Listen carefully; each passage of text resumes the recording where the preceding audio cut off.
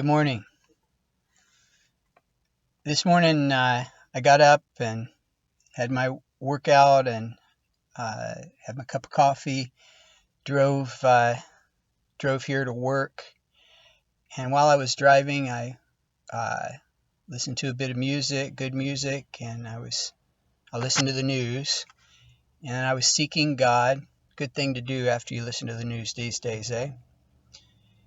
And I was thinking about truth, and I wanted to share with you what I was thinking this morning. Jesus first said, I am the light of the world. Jesus Christ himself is the light of the world. Um, and that means that by his light, we can see everything clearly. C.S. Lewis said, I believe in Christianity the way I believe in the sun, not only because I can see it, but also because by it I can see everything else. By the light of Christ, we should be looking at the world around us, at what's going on uh, politically, health wise, culturally. The light of the truth of the gospel in Jesus needs to illumine and show us everything clearly so that we can make our choices based upon that.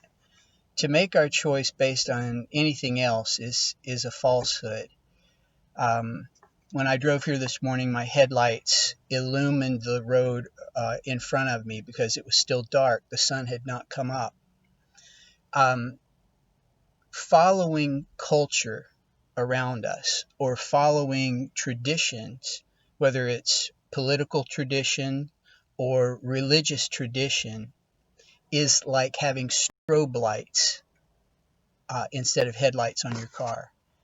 There will be brief flashes where you can see something ahead of you, but it's so brief and pulsating that it actually makes it worse for your vision. The light of Christ is not like that. It's like the sun. It rises in its strength and it illumines everything clearly with a constant, steady light. Jesus said, You are the light of the world. If you're in Christ, the light of Christ is in you. Now, you can become depleted physically and emotionally as well as a believer, but the light of Christ will never be depleted. The power of God's Spirit by which Christ lives in you and me will never be depleted.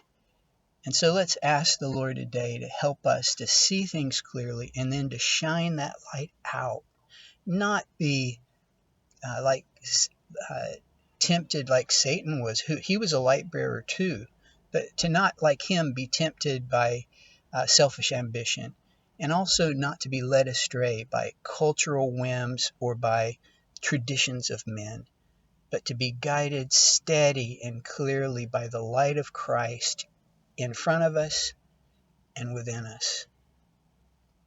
May that blessing go with you today.